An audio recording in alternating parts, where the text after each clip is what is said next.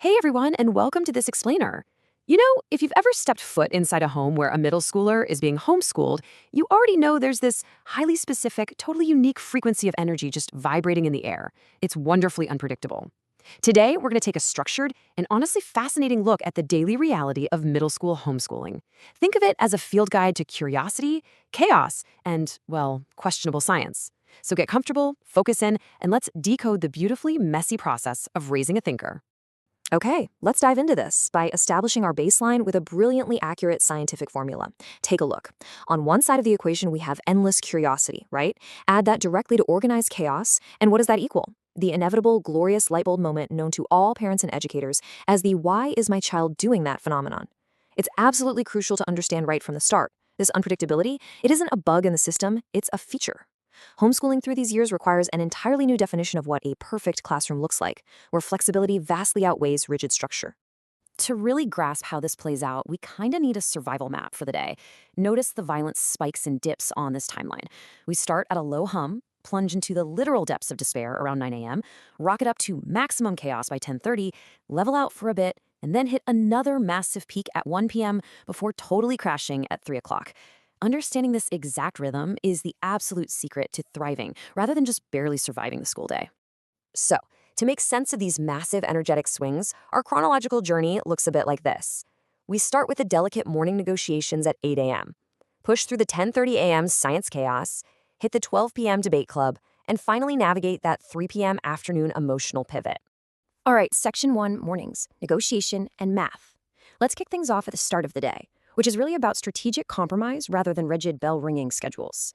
Because the reality of 8 a.m. is a very delicate balancing act. On one side, you have the heavy, completely immovable weight of rigid schedules paired with your student's least favorite subject. If you try to force that side of the scale down first thing in the morning, well, the source material warns us that's a recipe for a guaranteed meltdown. Instead, look at the other side, that featherlight request for 5 more minutes, even though, let's be real, they've already had 10. The actual start of the homeschool day lives right in the center fulcrum, strategic compromise. Easing into the cognitive load is key. But inevitably, the clock strikes 9 a.m. and math must begin. And within minutes, what starts as a simple fraction problem abruptly derails into a deeply philosophical, highly inconvenient, but honestly, completely fair question. But who decided this was the right way to solve it? And this brilliantly illustrates exactly what happens next. When you hit that deeply philosophical territory, you hit a brick wall, a mild existential crisis about the very nature of mathematics. But follow that bypass route. How do we get from the wall to actual progress made? The granola bar intervention. The source emphatically notes that we must never, ever underestimate the sheer academic power of a well-timed snack to bypass an existential meltdown. And once we survive math, things speed up. Section 2, midday, science and debates. This is where hands-on learning truly takes over the house. By 10:30 a.m., we hit our first massive peak of chaos. Science! Middle schoolers are totally past the age of being impressed by a simple baking soda volcano, right? They want hands-on experiences combined with unpredictable elements scaled up to a meaningful size. That equals magical learning. It's engaging and just dangerous enough to feel thrilling. Though it's definitely worth noting, hiding the kitchen vinegar before this phase is a top priority for everyone's safety. So let's contrast the surface-level reality of a 12 p.m. lunch with a profound hidden curriculum underneath. On the surface, it looks like debating if pineapple belongs on pizza, or arguing about ancient civilizations using Wi-Fi, or just eating sandwiches. But the reality? The hidden curriculum? They are rapidly developing advanced critical thinking, historical application, and real-world conversational skills. Because at 12 p.m., lunch is never just lunch. It's a disguised debate club meeting. Whether they're defending their stance on pizza toppings or Wi-Fi in ancient Rome, these conversations matter.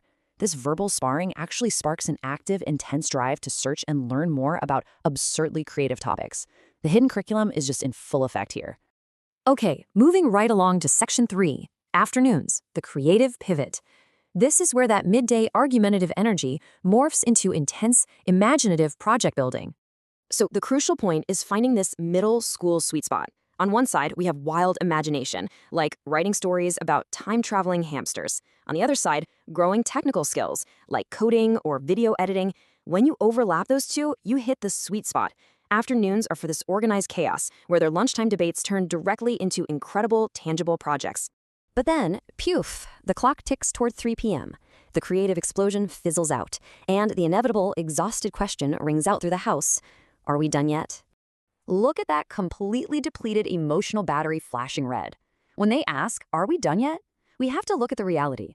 Technically, the day might not be over, but emotionally, everyone absolutely is. This is the moment for the pivot.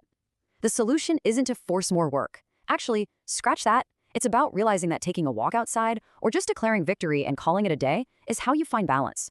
It's not about squeezing out every last drop of productivity. Which brings us to section 4, the truth behind the chaos.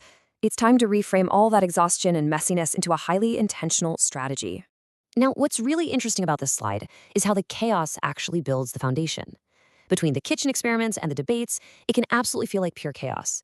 But the chaos is the process. They start by learning how to think, which is the core skill. That directly locks into learning how to question. And finally, that locks into learning how to learn. It's not about the specific content of the day, it's about building an interlocking cognitive foundation that'll serve them for the rest of their lives. So if you're in the trenches of this journey right now, validate yourself, embrace the noise, stock up on snacks, hide the vinegar. Because raising a thinker and a creator is an incredibly successful outcome. Honestly, it's a real game changer.